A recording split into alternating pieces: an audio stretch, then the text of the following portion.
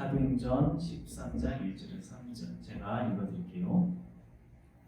안디옥 교회에 선지자들과 교사들이 있으니 곧 바나바와 니게르가 하는 시므온과 구레네 사람 루기우와 분봉한 헤롯의 젖동생 마나임과 및 사울이라.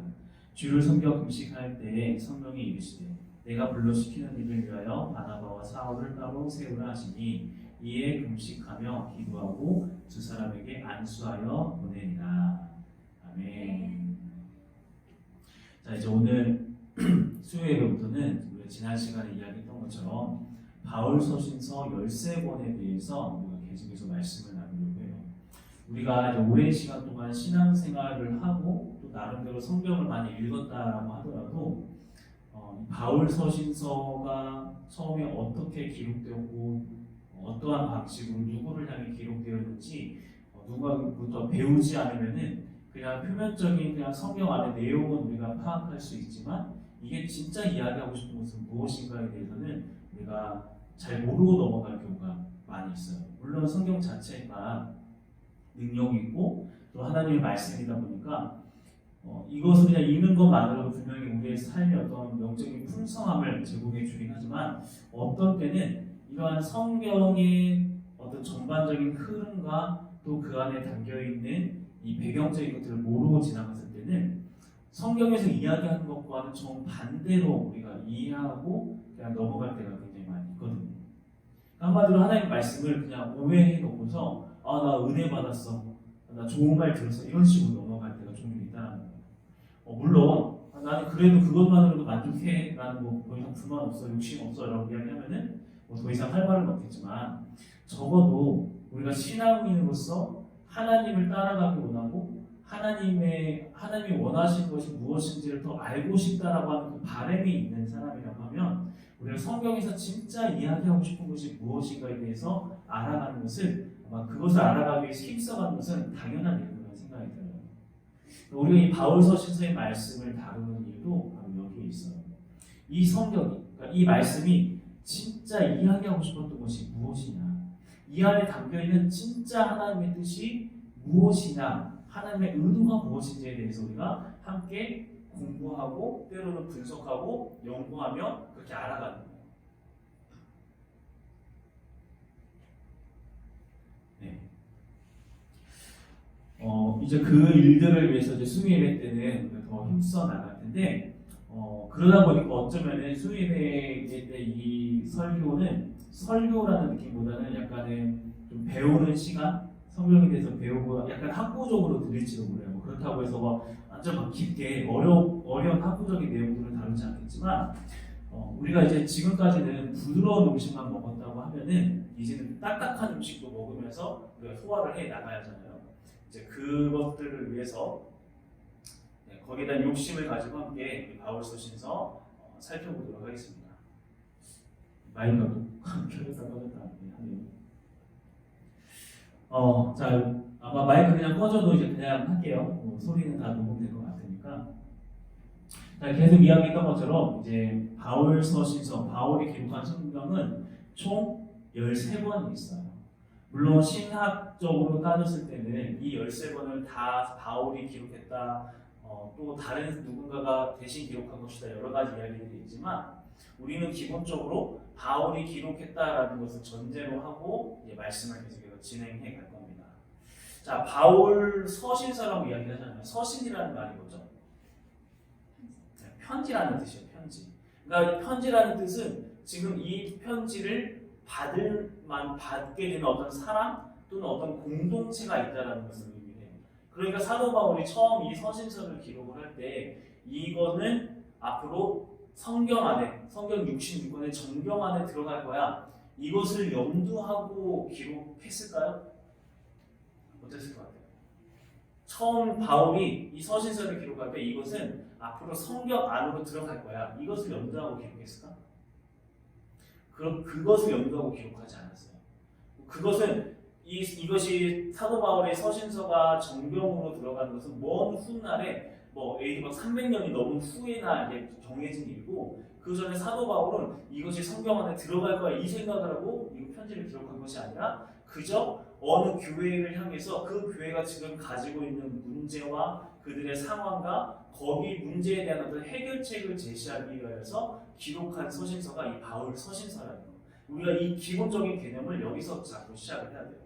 그렇기 때문에 각 교회마다 여러 가지가 문제들이 많이 있잖아요. 어떤 교회는 이단의 문제가 있을 수도 있고, 또 어떤 교회는 도덕적인 문제, 어떤 교회는 분쟁의 문제, 여러 가지 이런 수많은 문제들에 대한 답을 제시하기 위해서 기록되었기 때문에 이 우리가 서신서를 살펴볼 때는 항상 그 서신서가 가는 서신서를 받게 되는 그 교회가 지금 어떤 어려움이 있는지, 어떤 어려움에 처해 있는지를 생각하면서 보는 게 굉장히 중요하다. 그리고 이제 오늘 우리가 서신서 첫 번째 시간으로는 사도 바울이 가장 먼저 기록했던 성경이, 그러니까 가장 먼저 기록했던 편지가 갈라디아서거든요. 이 갈라디아서를 가지고 이제 오늘 그리고 다음 주 앞으로 한 몇 주 정도 이 갈라디아서를 가지고 나눌 텐데, 이 갈라디아서를 다루기 전에는 또 우리가 뭘 알아야 하냐면 사도 바울의 전도 여정을 어느 정도 알고 있어야 돼요. 사도 바울이 어떻게 전도 여행을 시작을 했고 또 어디를 거쳐서 이렇게 전도 여행을 마쳤으며 그 어떠한 상황 속에서 이 갈라디아서를 기록할 수밖에 없었는가, 이 이야기들 이 과정들을 이제 오늘은 이제 그 과정들을 설명하는 시간이 갈 것 같은데 그냥 이야기 듣는 것처럼 편안하게 들으면 될 것 같아요. 우리 마이크가 있어서 좀 편할 것 같아요. 편한데.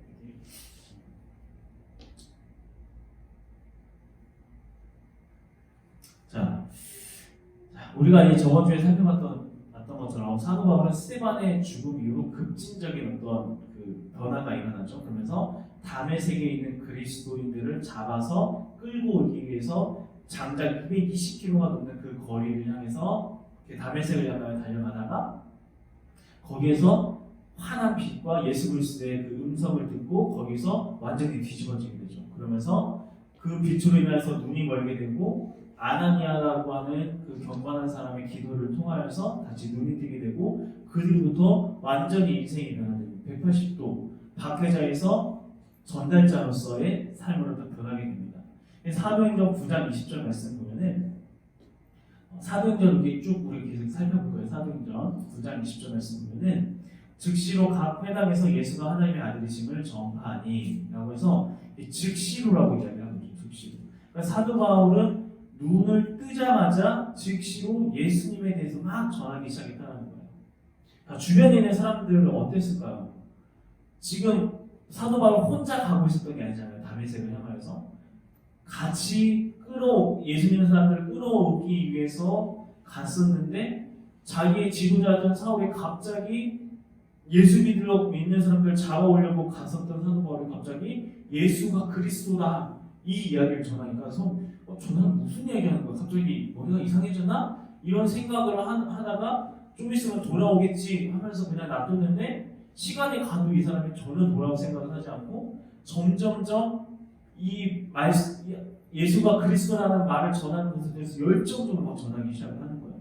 그러니까 어떻게 했을까? 이 사람들이 그냥 놔두면 안 되겠네 싶어서 이 사울을 죽이려고 했다는 거예요. 그러니까 사울이 바로 어떻게 했냐면은 아라비아 사막으로 도망을 가게 돼요. 한번 그 다음 장으로 들어가 주시면 우리가 이제 지도를 어느 정도 그냥 딱 짚으면 어딘지는 뭐 모르더라도 그냥 대충 이렇게 따라갔구나 이 정도만 알아두면 좋거든요. 먼저 예루살렘이 여기예요. 여기가 지중해고 예루살렘이 여기고 여기가 이제 홍해, 여기가 요단강. 그리고 이제 다메섹을 향하여 가다가 사울이 여기서 예수님을 만나게 되고 예수님을 전하다가 사람들이 다 죽이려고 하니까 어떻게 했냐면은 도망을 쳤는데 어디로 전해지면 아라비아 사막에서 3년 동안 머물게 돼요.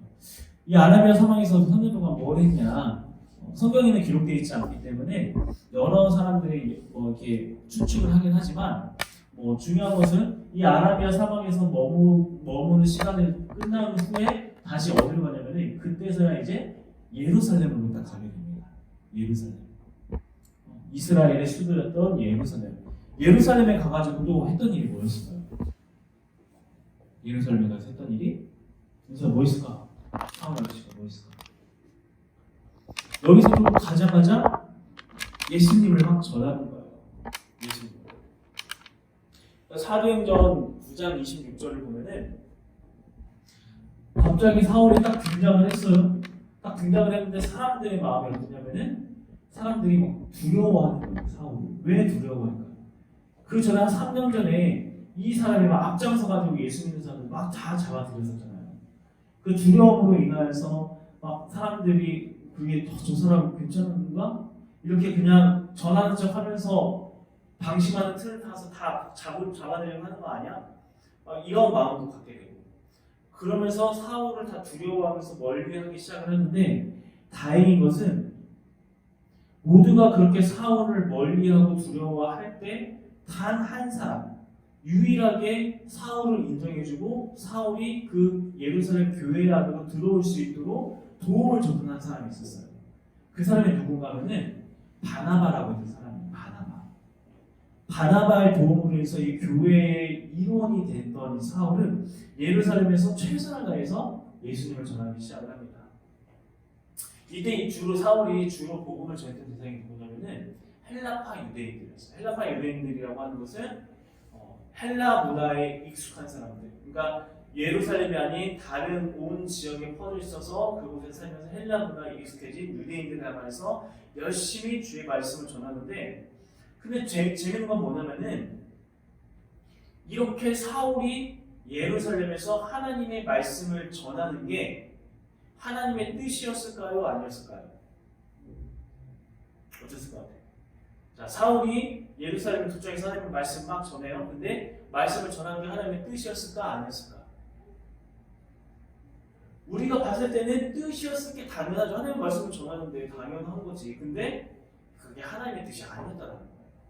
말씀 한번 찾아볼게요. 사도행전 22장 17절에서 21절 말씀입니다. 사도행전 22장 17절에서 21절 말씀.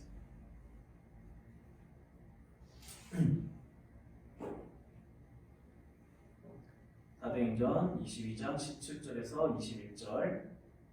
자, 읽어드립니다. 후에 내가 예루살렘으로 돌아와서 성전에서 기도할 때 황홀한 중에 봄에 주께서 내게 말씀하시되 속히 예루살렘에서 나가라. 그들은 내게 대하여 증언하는 말을 듣지 아니하리라 하고 하시거늘 내가 말하기를 주님 내가 주를 믿는 사람들을 가르고 또 가페당에서 때리고 또 주의 증인 스데반의 피를 흘릴 때 내가 곁에 서서 찬성하고 그 죽이는 사람들의 옷을 지킨 줄 그들도 아나이다. 나더러 또 이르시되 떠나가라. 내가 너를 멀리 이방인에게로 보내리라 하셨느니라.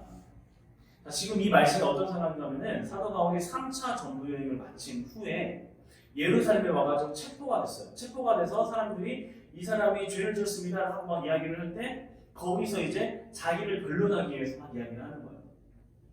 변론하면서 이게 사도 바울이 뭐라고 이야기했냐면은 그러니까 지금 그때 당시 이야기를 하는 거예요. 자기가 예루살렘에 도착을 했을 때 내가 주의 복음을 전하는데 황홀한 중에 하나님께서 나에게 말씀하셨다. 자, 말씀하셨는데 우리가 지금 읽었죠? 말씀하셨는데 하나님께서 뭐라고 말씀하셨어요? 계속해서 최선을 다해서 말씀을 전하라 이렇게 얘기하셨나요? 그러지 않죠. 뭐라고 하셨어요? 떠나라. 너 속히 예루살렘에서 떠나라. 네가 얘기해도 사람들 듣지 않을 거야. 그러니 얼른 떠나가. 그런데 그 다음에 사도 바울이 뭐라고 하냐면은 내가 말하기를 주님 내가 주를 믿는 사람들을 가두고 또 각 회당에서 때리고 또 주의 증인 스데반의 피를 흘릴 때 내가 곁에 서서 찬성하고 그 죽이는 사람들의 옷을 지키는 줄 그들도 아나이다. 이게 무슨 말인가 하면은 사도 바울이 자기가 생각할 때 자기가 예전에 핍박하는 사람이 있잖아요. 그런데 핍박하는 사람이 어떻게 됐어요? 완전히 180도 딱 변해가지고 예수가 그리스도라고 전하고 다녀요. 그러면은 생각했을 때 내가 그렇게 변했으니까 사람들도 그렇게 받아들일 거예요. 주님, 제가 그렇게 변했는데 이 변한 사람이 하나님 말씀 예수님이 그리스도가 전하면 받아들이지 않겠습니까? 이런 이야기를 하는 거죠. 그러면서 자기 생각에 자기 계산에 옳은 대로 열심히 예루살렘에서 복음을 전했다는 거예요. 그런데 하나님의 뜻은 뭐였어요? 하나님은 다른 계획을 가지고 계시다. 지금 네가 예루살렘에서 복음을 전하는 게 그게 나의 뜻이 아니라 너는 지금 얼른 거기서 떠나고 네가 해야 할 일은 뭐냐면은 너는 이방인들을 향해서 복음을 전해야 돼. 그 이야기를 하고 계시다. 자, 그런데도 불구하고 사울은 하나님 말씀을 들었을까 안 들었을까? 안 듣고 계속 하나님 말씀을 열심히 전하는 거예요. 그리고 나서 그 결과가 무엇이었는가? 죽을 위기에 처하게 되는 거예요. 그러니까 자기 열심히 빠져가서 그곳에서 빨리 나가라고 얘기하는 하나님 말씀을 뒤로한 채 여전히 자기 생각에 복음 전하는 거 좋은 거니까 유대인들에게 복음 전하는 열심히 힘썼다는 거예요. 물론 이 열심, 이 최선의 노력, 복음에 대한 열정, 우리들 눈에 봤을 때는 너무나도 좋아 보이고 본받아야 마땅하다라고 생각할 수 있겠지만 모든 일에는 하나님의 뜻과 하나님의 계획과 하나님의 때에 맞춰서 가야 하는 거잖아요. 그런데 사울은 그것을 하지 못했다는 거예요. 하나님의 때, 하나님의 방법 이것들을 생각하지 않은 채 그냥 자기 열심으로 내가 이렇게 변했는데 그렇게 변한 내가 전하는데 당연히 사람들 돌아오지. 근데 그 결과가 어떻게 됐는가? 사도행전 9장 29절에서 30절 말씀. 또 주 예수의 이름으로 담대히 말하고 헬라파 유대인들과 함께 말하며 변론하니 그 사람들이 죽이려고 힘쓰거늘 형제들이 알고 가이사랴로 데리고 내려가서 다소로 보내니라. 자신이 전했던 그 복음으로 인하여서 아무런 결과도 내지 못하고 오히려 죽을 위기에 처해지고 다른 성도들의 도움으로 겨우겨우 예루살렘에 빠져나가게 돼요. 자, 빠져나와서 어디로 가게 됐는가?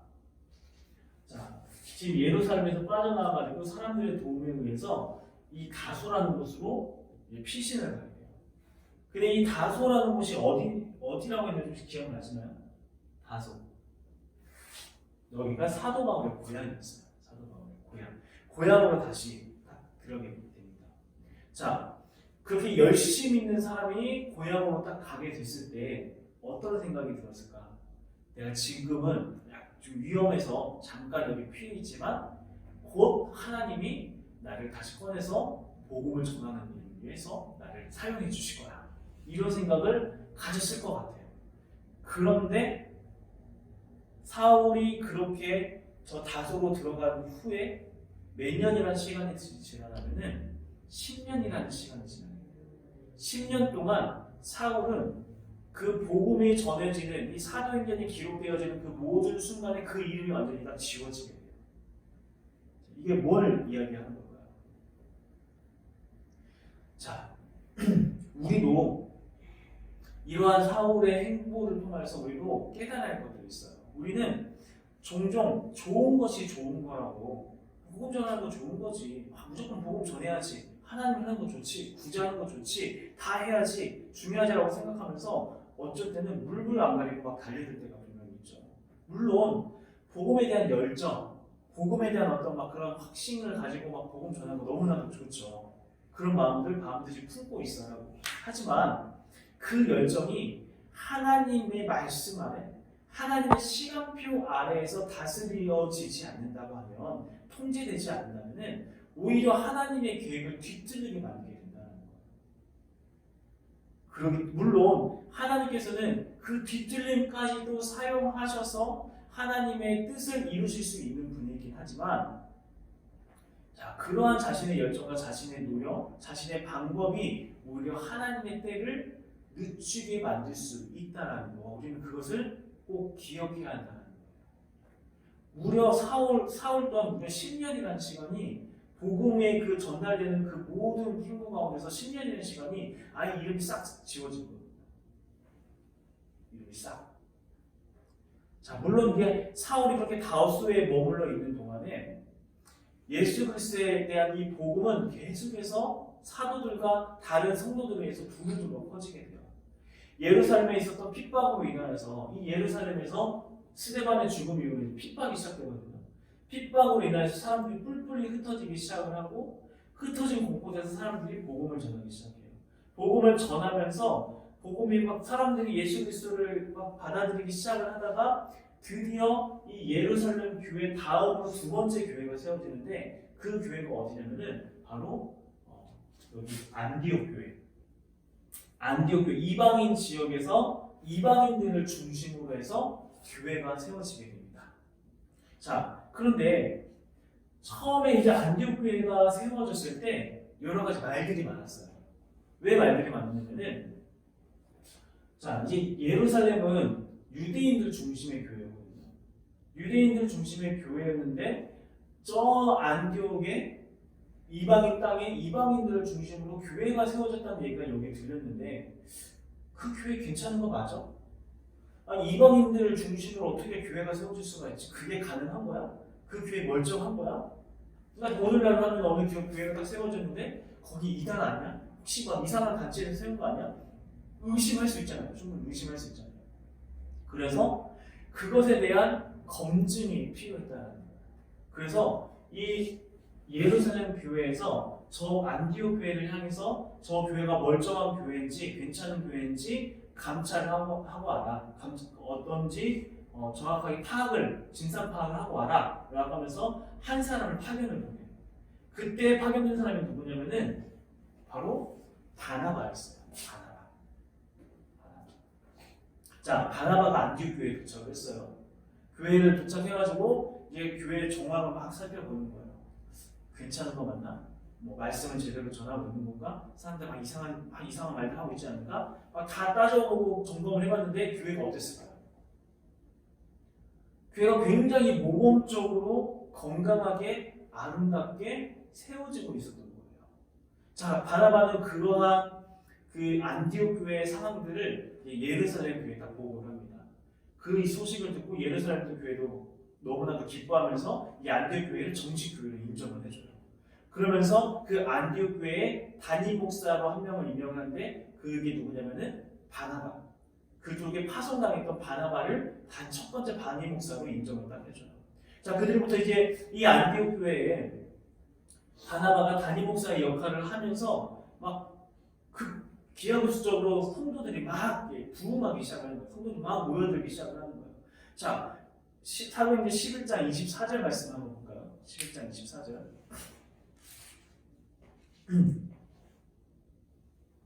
같이 한번 읽어봅시다. 시작. 바나바는 착한 사람이요. 아닌가요? 맞죠? 네. 11장 24절 시작. 바나바는 착한 사람이요 성령과 믿음이 충만한 사람이다. 이에 큰 무리가 주께 더하여지더라. 자, 큰 무리가 주께 더하여지더라. 그러니까 엄청난 부흥이 일어나기 시작했다는 거예요. 그런데 그렇게 부흥이 일어나니까 이제 한 가지 문제가 생겨요. 어떤 문제가 생겼을까요? 사람들은 막 늘어나는데 그들을 관리하고 제대로 된 복음을 전달해 줄 만한 그런 사람이 부족한 거예요. 자, 그러면은 사람이 이렇게 그러니까 지도자가 부족하면은 어디에다 지원 요청을 해야 할까요? 예루살렘 교회에 지원 요청을 해야 하는데 생각보다 예루살렘 교회에서 지원받을 만한 사람이 없는 거예요. 왜냐하면 예루살렘은 누구 중심의 교회? 유대인들 중심의 교회였고 유대인들은 어쩔 수 없이 그들의 삶과 문화 속에서 어쩔 수 없이 이방인들을 향해서 나아가는 것을 꺼려하는 사람이었기 때문에 그것에 대해서 그냥 너그러운 마음으로 막 긍정적으로 오케이 제가 가겠습니다 하고 나선 사람이 없는 거예요. 그러니까 여기서 지원받기가 더 어려운 거죠. 그러니까 바나바는 굉장히 큰 이제 곤란함에 빠진 거예요. 누군가 나를 도와서 같이 이 교회를 섬겨 나갈 사람이 필요한데 그런데 문득 이 바나바의 머릿속에 한 사람이 딱 생각이 납니다. 그게 누구였을까요? 한 10년 전에 누가 그 열심히 막 복음을 전했었는데 맞아, 사울 열심히 전했는데 들리는 말로 의하면은 그 사울이 이방인들을 위하여서 하나님께서 선택했다라고 얘기를 했던 것 같은데 그 기억이 딱 나는 거예요. 그러면서 이제 사울을 수송을 하기 시작해요. 사울이 어디 있지? 수송을 하니까 사울이 어디 있었어요? 어디 있었어요? 자, 여기가 안디옥이에요. 사울이 어디 있었어요? 다수의 신령가가 있었다고 했잖아요. 이제 이름도 없이 빛도 없이 사람들의 기억에 잊혀졌을지 모르는데 저기에 사울이 있다라는 이야기를 딱 듣고 사울을 데려오게 된 거예요. 자, 그러면 사도행전 11장 25절에서 26절 11장 25절에서 26절 같이 한번 읽어봅시다. 시작. 바나바가 사울을 찾으러 다소에 가서 만남에 안디옥에 데리고 와서 둘이 교회에 1년간 모여 있어 큰 무리를 가르쳤고 제자들이 안디옥에서 비로소 그리스도인이라 일컬음을 받게 되었더라. 자, 뭐라고 하고 있죠? 바나바가 상고초로 하는 마음으로 사울을 다소에서 데려와서 함께 교회를 1년간 열심히 섬겼는데 그 뒤로 안디옥 교회가 비로소 그리스도인이다라는 사람들로부터 그리스도인이다라는 말을 듣게 된다. 그러니까 그리스도인이라는 말이 여기서 처음 등장을 하게 되는 겁니다. 자, 이런 말이 왜 나왔을까요? 그리스도인이라는 말. 그러니까 주변에 있는 교회를 나오지 않는 사람들이 생각했을 때, 아, 저 사람은 뭐가 좀 다른 것 같아. 저 교회 나가는 사람들이 뭔가 좀 다른 것 같아. 뭐가 다른 걸까? 왜 그들은 다른 삶을 살지? 다른 가치관을 추구하고 다른 것들을 누구나 자기 자신을 위하여 살아가는데 구제하는 것에 막 힘쓰면서 나누는 것에 힘쓰면서 거짓말을 해야 잘 살 수 있는 그 세상에서 거짓을 멀리하고 왜 다르지? 왜 다르지? 지켜봤더니 그들은 그리스도를 따르는 자들이라고 얘기를 하는 거예요. 그리스도를 따르는 자. 아, 그러면은 쟤네들을 그리스도인이다라고 이야기하자라고 하면서 이제 그들이 구별되어진 것에 대한 어떤 그 칭호로서 그리스도인이라는 이름이 이 안디옥 교회에서 처음 등장하게 됩니다. 자, 지금 이제 이런 상황을 이제 바나바의 입장에서 봤는데 이것을 사울의 입장에서 다시 한번 생각을 해보면은 사울은 원래 불같은 사람이잖아요. 뭔가 딱 꽂히면은 무조건 달려가는 사람이에요. 무조건 달려가는 사람. 유대교를 신봉할 때도 그랬고 예수님을 만나고 난 후에도 그랬고 그런데 문제는 뭐였냐면은 그 열정이 하나님의 계획보다 앞서 시작하기 때문에 하나님께서는 사울을 훈련시키기 위하여서 다소로 보내시고 거기서 무려 몇 년이라는 시간? 10년이라는 시간을 보내게 하시죠.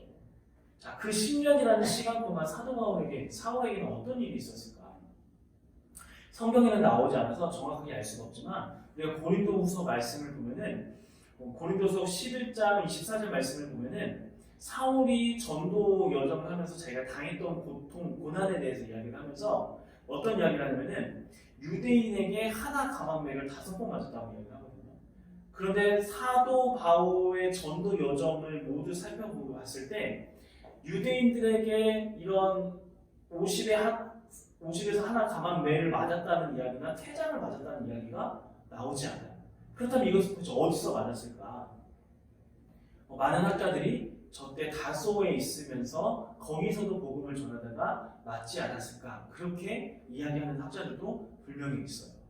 그렇게 우리가 유추할 수 있는 거죠. 그러니까 정확한 건 우리가 알 수는 없지만, 자, 그렇게 가슴에 불은 있었지만 하나님 앞에서 하나님의 손 앞에서 다듬어지지 않았던 그 사울, 그는 다시서 10년이라는 시간을 이름도 없이 어떠한 기록도 없이 그냥 보내게 돼요. 어쩌면은 잠깐 있다가 불림을 받을 줄 알았는데 그냥 10년이라는 시간을 1년, 2년, 3년, 4년 지내면서 어쩌면 스스로도 막 그렇게 생각하지 않았을까요? 나는 이제 잊혀진 거 아닌가? 나는 근데 내가 하나님 앞에 순종하지 못함으로써 이제는 하나님 앞에 더 이상 쓰임받지 못하는 거 아닌가? 그렇게 생각할 수 있지 않았을까요?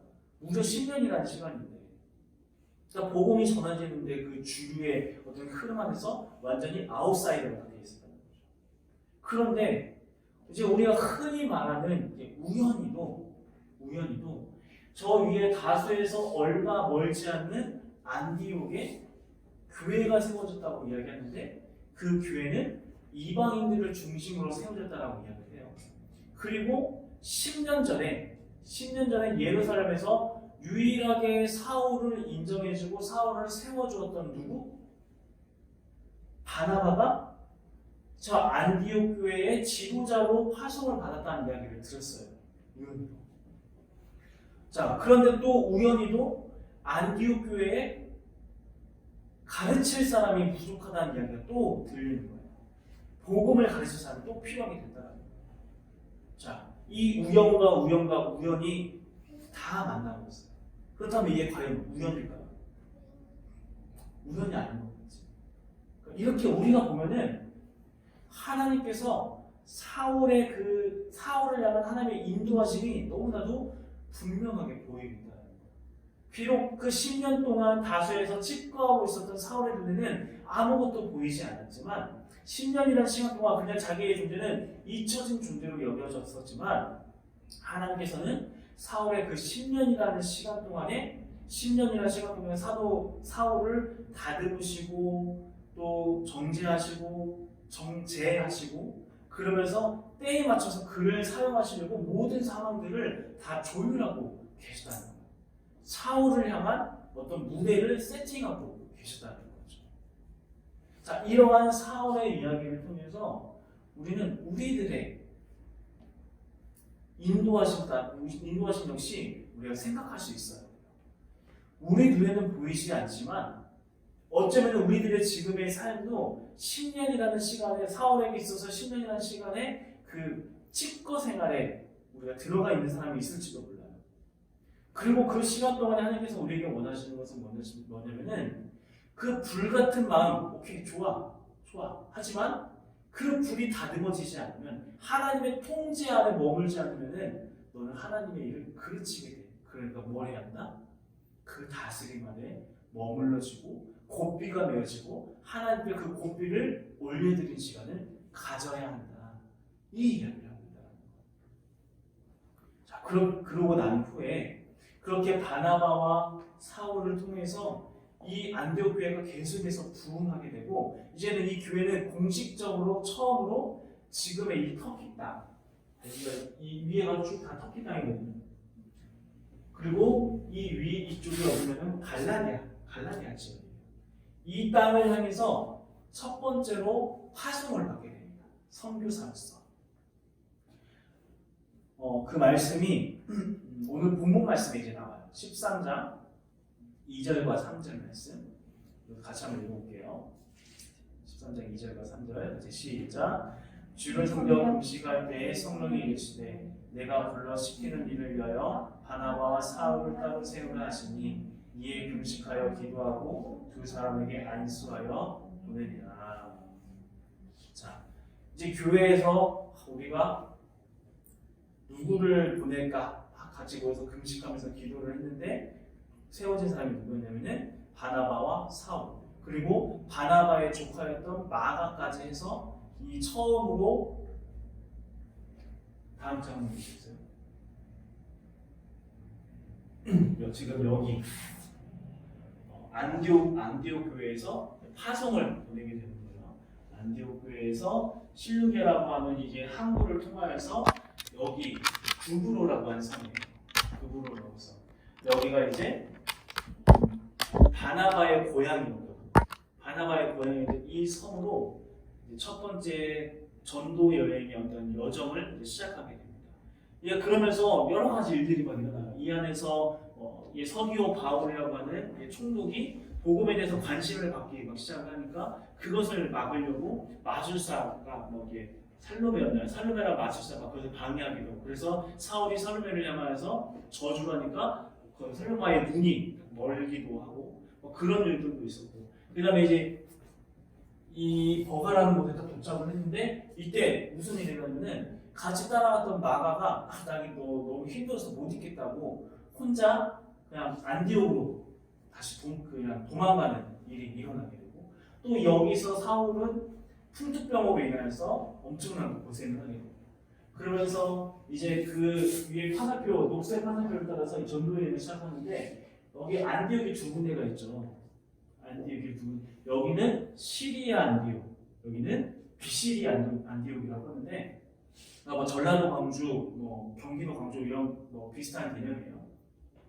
안디옥을 거쳐서 이고니움 갔다가 루스라 갔다가 이제 가는 곳곳마다 이제 예수를 그리스도로 영접하는 사람들이 막 늘어나기 시작하는데, 늘어나는 만큼 또 어떤 문제가 생기냐면은 그에 반대하는 사람들도 막 생겨나기 시작하는 거예요. 그래서 사도 바울을 죽이려고 막 하면서 실제로 무슨 일이 일어나냐면은 이 이고니온에서 복음을 전하는데 그 복음을 전하는 것을 방해하기 위해서 이렇게 유대인들이 모여가지고 이렇게 사울하고 바나바를 공격하려고 하고 그것을 피해서 루스드라로 도망갔는데 루스드라에서 사람들이 사람들을 선동해가지고 사도 바울을 돌로 쳐가지고 거의 그냥 죽었다라고 생각이 들 정도로 죽은 거예요. 그냥 죽었다고 생각이 들어서 사도 바울을 그냥 갖다 버리거든요. 성 밖에다.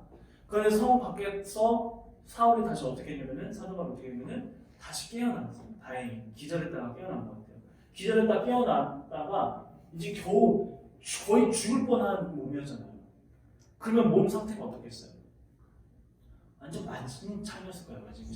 만신창이었으면은 자 루스드라 가다 바로 옆에 이제 더베로 이제 갔어요. 자 더베로 갔는데 자 그 옆에 뭐가 있어요? 다소가 있어요. 다소. 여기는 나소라고 하면 다소가 어디라고 했죠? 고향. 네, 사도 바울의 고향이라고 이야기했어요. 무슨 말이냐면은 지금 온몸이 만신창이가 되고 조금만 가면은 쉴 수 있는 고향이 있어요. 그러면 보통 어디로 가는 거예요? 고향 가가지고 몸 좀 추스리고 해야 하잖아요. 그런데 사도 바울은 다소로 가는 게 아니라 다시 어디로 가면 이 더베에서 자기가 돌맞아 죽을 뻔했던 루스드라를 갔다가 또다시 이고니온 갔다가 안디옥 갔다가 그다음에 아뜰리아에서 다시 이렇게 안디옥까지 가면서 그러면서 1차 전도여행을 마치게 됩니다. 자, 생각해 보세요. 지금 루스드라에 불과 얼마 전까지 자기를 향해서 돌을 던지던 사람들이 있었어요. 자기를 죽이려고 했던 사람들이 있었다. 그리고 그 바로 옆에는 고향이 있었다고. 고향. 그런데 사도 바울은 왜 고향으로 가지 않고 다시 자기에게 돌을 던졌던 사람들이 있는 루스드라, 왜 루스드라로 갔을까? 왜 그랬을까요? 그곳에서 비록 자기는 돌맞아 죽을 뻔했지만 자기가 전했던 복음으로 인하여서 예수님을 영접한 사람들이 그 안에 생겼던 거예요. 그 사람들을 자기가 돌맞은 모습만 보여서는 안 됐던 거예요. 그러니까 다시 가가지고 그들을 위로하고 그것을 추스리기 위해서 그 아픈 몸을 끌고 다시 루스드라로 갔다는 거예요. 자, 그런데 중요한 건 자, 그렇게 사도 바울이 자기가 루스드라에서 돌을 맞을 때 누구 생각나는 사람 없었을까요? 그렇게 돌 맞아서 죽어가면서 생각나는 사람 없었을까? 응?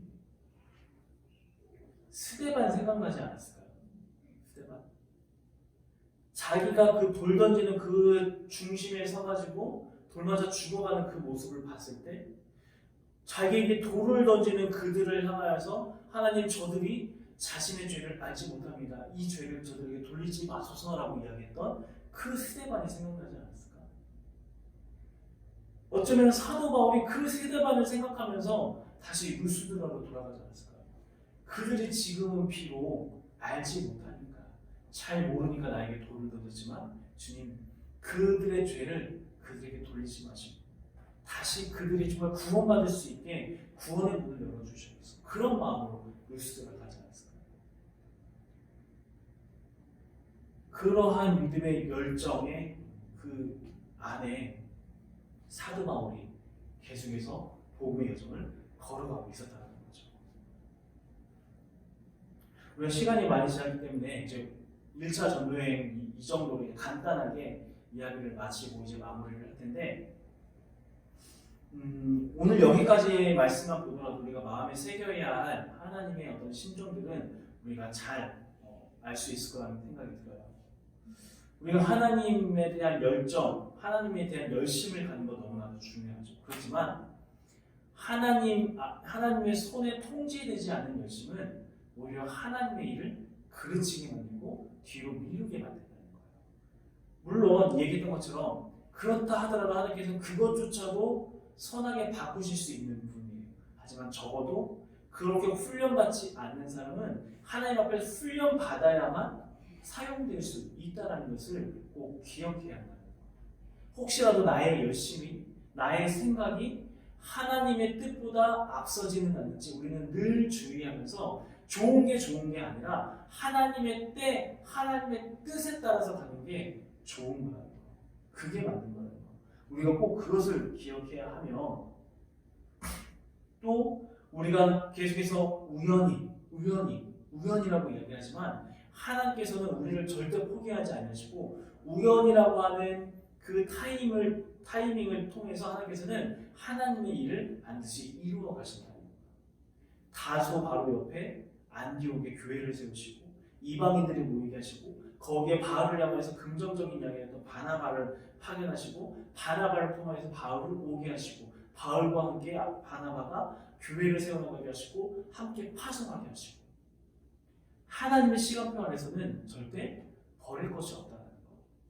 마찬가지로 우리들의 시간표 역시 마찬가지로 하나님의 손을 붙잡았을 때는 버릴 게 없다는 것을 반드시 기억해야 합니다. 그렇기 때문에 지금 있는 그 자리에서 우리가 하나님께 계속 간구하며 나아갈 것은 하나님 지금의 그 연단의 시간표 안에서 우리가 더욱더 연단되어지게 하여 주시옵소서. 나의 뜻, 나의 생각, 나의 열심, 나의 열정이 아니라 하나님의 때에 따라서 움직일 수 있는 지혜를 우리에게 허락하여 주시옵소서. 우리가 그러한 마음을 가지고 항상 하나님의 일을 해나갔으면 좋겠어요. 우리가 교회를 세워나가는 것 역시 마찬가지로 마음 같아서는 막 뭐라도 하고 싶은 마음도 저도 막 불끈불끈 들거든요. 왜 들지 않겠어요?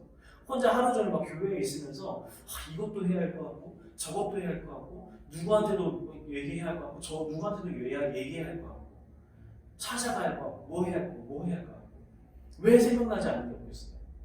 그럼 그때마다 계속 저 역시 계속 물으면서 하나님의 시간표를 계속 강구해 나가고 하나님의 때 도대체 언제인가? 하나님께서 연단하시고 나서 가장 하나님의 타이밍에 올바른 때에 모든 우연을 다 종합해서 분명히 그때를 완성시킬 거라는 거. 우리가 그때를 기대하면서 우리 교회를 위하여서도 계속해서 함께 기도하며 나아가면서 하나님 앞에 그렇게 귀하게 쓰임받는 그런 교회 되어지길 간절히 소망합니다. 이 교회를 향한 저의 드는 첫 번째 그 소망은 뭐냐면은 우리가 선교사를 파송할 수 있는 교회가 되면 어떨까라는 생각을 갖게 돼요. 선교사를 안디옥 교회처럼 선교사를 파송할 수 있는 교회.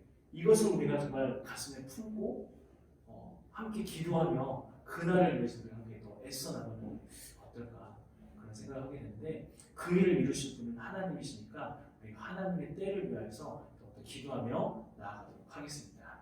아멘.